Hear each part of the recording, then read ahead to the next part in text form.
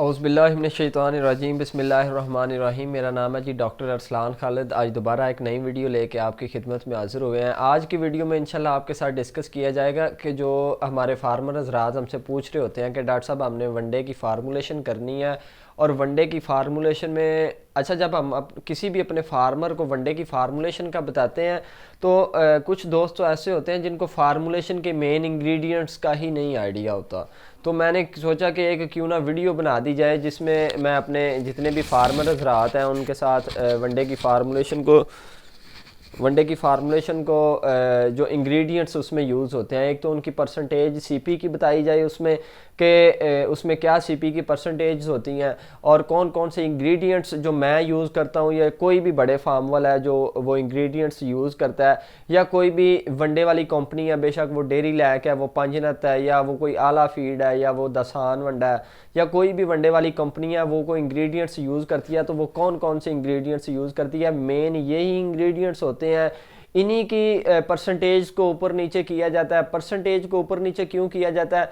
देखें, कुछ चीज़ें ऐसी होती हैं जो बहुत महंगी होती हैं, तो महंगी होने के साथ अब अगर एक जानवर को 4 लीटर दूध दे रहा है या 5 लीटर दूध दे रहा है, तो हम कभी भी नहीं कहेंगे कि हम अपने जानवर को महंगी चीज़ दें, क्योंकि अगर वो 4-5 लीटर दूध दे रहा है तो हम उसे जो फीड की फार्मूलेशन है या जो वो इंग्रेडिएंट्स यूज़ करेंगे, हम वही इंग्रेडिएंट्स यूज़ करेंगे जो फीड की फार्मूलेशन या उसकी रिक्वायरमेंट्स को पूरा करते होंगे या हमारी वो कॉस्ट को इक्विवेलेंट करता होगा।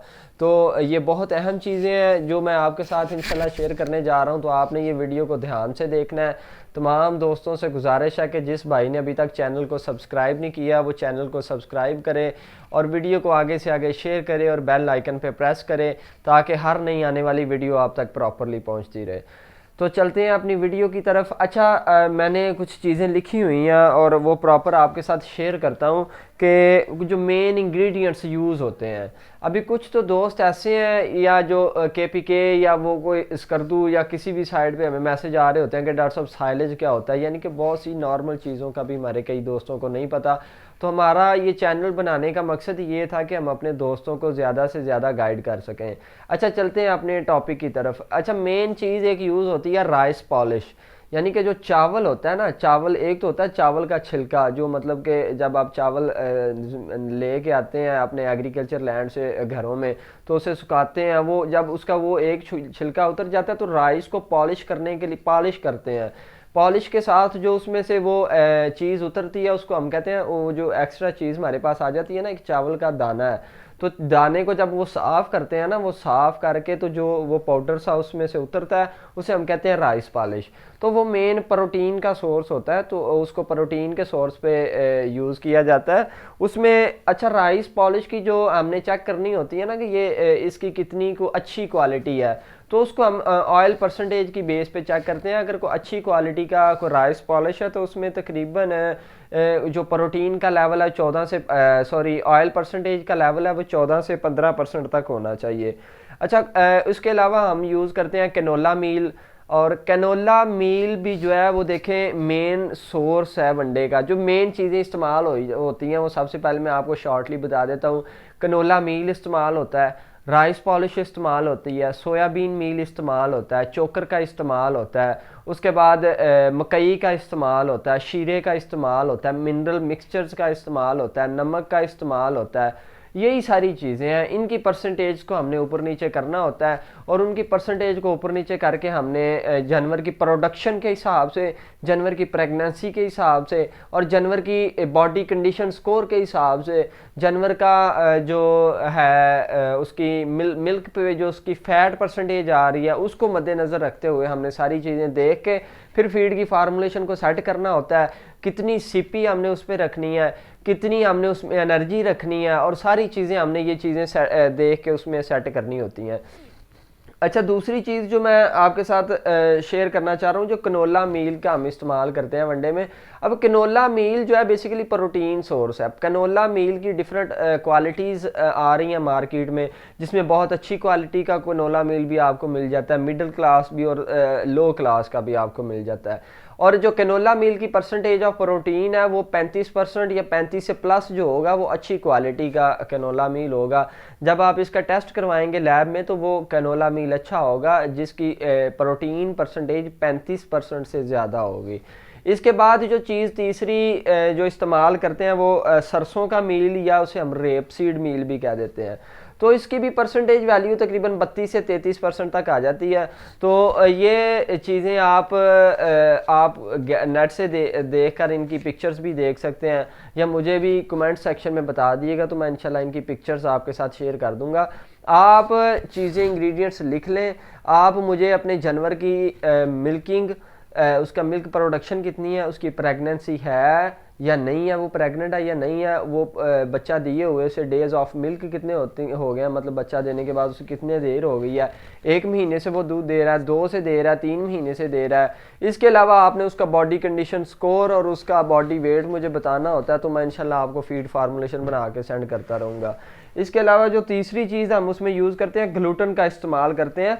ये ग्लूटन, अच्छा बेसिकली ग्लूटन का मैं आपको एक चीज़ बताता जाऊँ कि ग्लूटन जो है बेसिकली इसमें टॉक्सिन की परसेंटेज थोड़ी ज़्यादा होती है और मिल्किंग एनिमल में हम इसको ज़्यादा इस्तेमाल नहीं करते। ग्लूटन का इस्तेमाल जब आप मिल्किंग एनिमल में ज़्यादा करेंगे तो उसमें टॉक्सिसिटी के इश्यूज़ आपको आ जाएंगे, उसमें मस्टाइटिस के इश्यूज़ आपको आ जाएंगे। तो ये नॉर्मली हम काफ्स में यूज़ कर लेते हैं या हीफर्स में यूज़ कर लेते हैं जो अभी प्रोडक्शन पे नहीं होती, जो अभी दूध नहीं दे रही होती, तो उसमें हम इसको ग्लूटन को इस्तेमाल कर लेते हैं। ग्लूटन के इस्तेमाल करने से क्या होता है कि जानवर को टॉक्सिसिटी का इशू समटाइम इसमें टॉक्सिन की परसेंटेज थोड़ी होती है। तो अगर आप इसको प्रॉपरली चेकअप करवाएं, इसका प्रॉपर अच्छी क्वालिटी का आप ग्लूटन लेंगे तो उसमें टॉक्सिन की परसेंटेज नहीं होगी या कम होगी। और इसके अलावा जो हम चीज़ यूज़ करते हैं वो कॉर्न यानी कि मकई का इस्तेमाल हम करते हैं। अच्छा, मकई में जो मेन चीज़ होती है ना वो मैं आपके साथ डिस्कस करता चलूँ कि मकई में जो मेजर चीज़ आपने नोट करनी होती है वो होती है उसमें मॉइस्चर की परसेंटेज।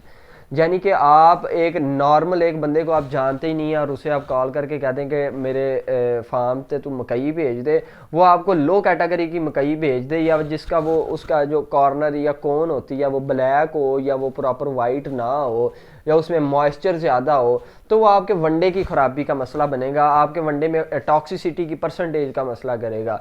तो ये चीज़ें आपने छोटी छोटी हैं, ये आपने नोट रखनी होती हैं ताकि किसी किस्म का भी आपके जानवर को या आप अपना घर पे वंडा बना रहे हैं तो आपको किसी किस्म का इस तरह का मसला ना आए। इसके अलावा सोयाबीन का छिलका वो हम इस्तेमाल करते हैं। अच्छा, सोयाबीन का छिलका इस्तेमाल करने से पता होता क्या है, एक तो पैलेटेबिलिटी, जो पैलेटेबिलिटी जानवर खाता है, जानवर उसको लाइक करता है, वो अच्छा हो जाता है और उसको इनटेक को बेहतर कर देती है। इनटेक अच्छा हो जाता है जानवर का इसको इस्तेमाल करने से और पैलेटेबिलिटी बेहतर हो जाती है। इसके बाद सोयाबीन मील का हम इस्तेमाल करते हैं।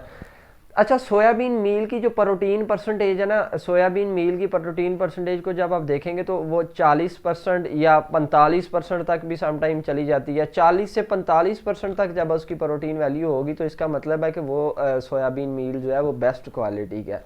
इसके अलावा हम वनडे में मिनरल्स का इस्तेमाल करते हैं।